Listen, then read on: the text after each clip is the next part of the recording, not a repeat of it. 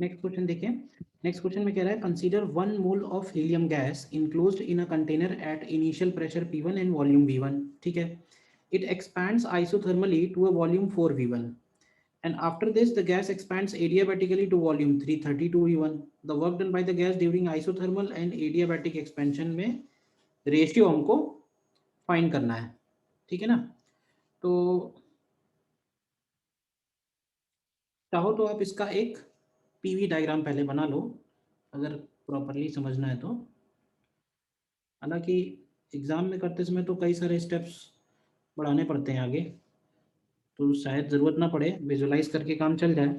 But चलो फिलहाल हम लोग क्योंकि समझ रहे हैं, तो अब देखो स्टार्टिंग का प्रेशर हमें दिया हुआ है P1 और स्टार्टिंग का वॉल्यूम दिया हुआ है V1। ध्यान से देखना, यानी ये P1 V1 से ये प्रोसेस स्टार्ट हुआ। ठीक है, और कह रहा है कि वॉल्यूम उसने आइसोथर्मली 4 टाइम्स किया है। तो अब देखो वॉल्यूम अगर 4 टाइम्स किया है तो प्रेशर जो है वो 1/4 हो गया होगा। ठीक है ना, तो प्रेशर 1/4 हो गया होगा। तो लेट अस से ये वॉल्यूम हो गया इसका 4V1, तो प्रेशर हो गया होगा P1/4, क्योंकि यहाँ से यहाँ तक का जो प्रोसेस है वो आइसोथर्मल है, पॉइंट ए से पॉइंट बी तक का। ठीक है, और इसके बाद कह रहा है कि फिर से एडियाबैटिक एक्सपेंशन है। अब अगर एडियाबैटिक है तो ध्यान रखना कि बी पॉइंट के बाद इसका स्टीपनेस और बढ़ेगा। हालांकि फिर से मैं कहूँगा कि इसके स्टीपनेस से रिलेटेड ये क्वेश्चन है नहीं, तो केवल नोट करते जाओ क्या क्या चीज़ें हैं। ये इस तरह से ग्राफ जाएगा और इसका फाइनल वाला वॉल्यूम 32 P0 हो रहा है। अच्छा, प्रेशर भी अगर हम लोग मार्क कर लेते हैं, कैलकुलेट करेंगे, तो ये वैल्यू है 32 टाइम्स V1। देखो, ठीक है, तो सबसे पहले तो हम लोग एक काम ये करते हैं, मोनोटॉमिक गैस है तो गामा का वैल्यू दिया हुआ है 5/3। तो प्रोसेस BC के लिए सॉल्व करते हैं।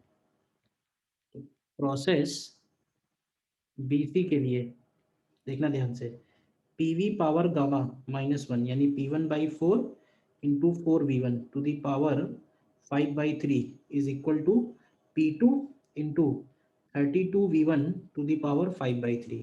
तो यहाँ से अगर आप सॉल्व करोगे तो P2 की वैल्यू P1 के टर्म्स में P1/128 आ जाएगी, यानी ये वाला वैल्यू मिल गया P1/128।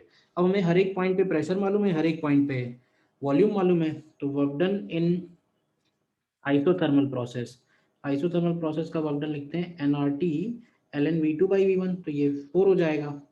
और nRT की जगह हम लोग लिख सकते हैं P1V1 ln 4। देखो,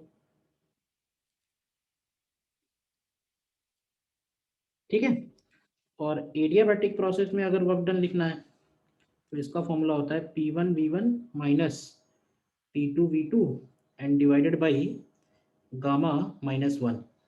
तो वैल्यू रखनी पड़ेगी इसमें, P1V1 की जगह आएगा P1/4 into 4V1 minus P2V2 की जगह P1/122 into 32V1 and gamma -1 की जगह सिंपली 2/3। तो ये वैल्यू अगर हम लोग कंपेयर कैलकुलेट करेंगे तो ये 9/8 टाइम्स ऑफ P1V1 आएगी। देखो ध्यान से, तो अगर हम इनका रेशियो निकालें W isothermal upon W adiabatic, तो ये वैल्यू आएगी निकल के 16/9 ln2 के बराबर। यानी कि हमारा जो F है वो 16/9 हो जाएगा, इसकी वैल्यू 1.78 के आसपास आएगी। तो IT वालों ने इसीलिए रेंज में आंसर दिया है 1.77 to 1.79, कोई भी आंसर फिल किया होगा तो वो करेक्ट है।